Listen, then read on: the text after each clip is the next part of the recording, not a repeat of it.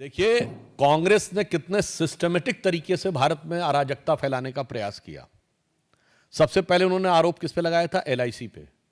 भारत के आम आदमी का सबसे ज्यादा पैसा इंश्योरेंस में किस में लगा है? एलआईसी।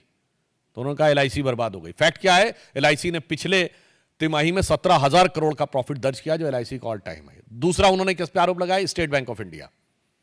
भारत के लोगों के सबसे ज्यादा खाते अगर किसी एक बैंक में है, भारत का सबसे बड़ा बैंक स्टेट बैंक। उन्होंने कहा स्टेट बैंक बर्बाद हो गया है। पिछली और उससे पिछली वाली तिमाही में 21,000 करोड़ रुपए का प्रॉफिट दर्ज किया है, जो एसबीआई का ऑल टाइम हाई नहीं है। भारत के सारे प्राइवेट और पब्लिक सेक्टर्स को मिला के ऑल टाइम हाई है, मतलब रिलायंस से ज्यादा प्रॉफिट एसबीआई ने दर्ज किया है। उसके बाद उन्होंने क्या कहा? एचएएल।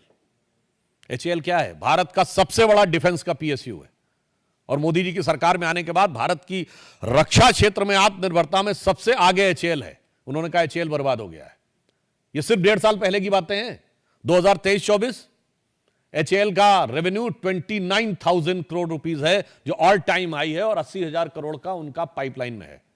उसके बाद अब सेबी के ऊपर अटैक।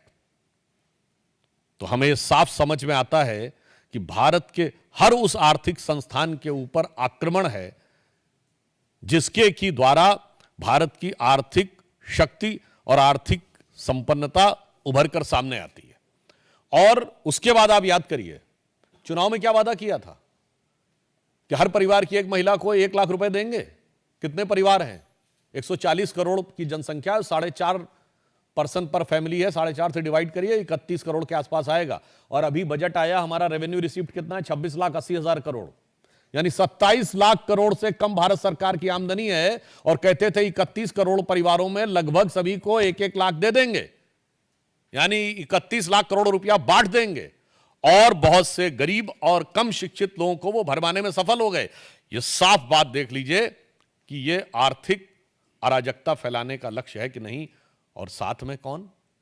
मैं कांग्रेस से पुनः ये बात जो कह चुका हूं रिपीट करना चाहता हूं, हमेशा विदेशी कंपनियों के साथ आप क्यों खड़े रहते हैं?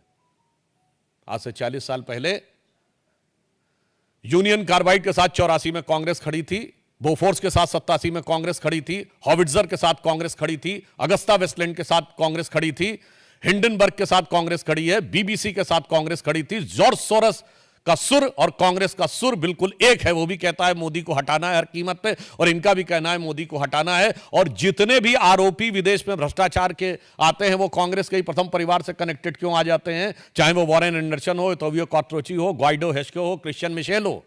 तो मैं कहना चाहता हूं, ये विदेशी कंपनियों से कौन सा याराना है कि भारत के हर आर्थिक संस्थान के ऊपर कांग्रेस का निशाना है।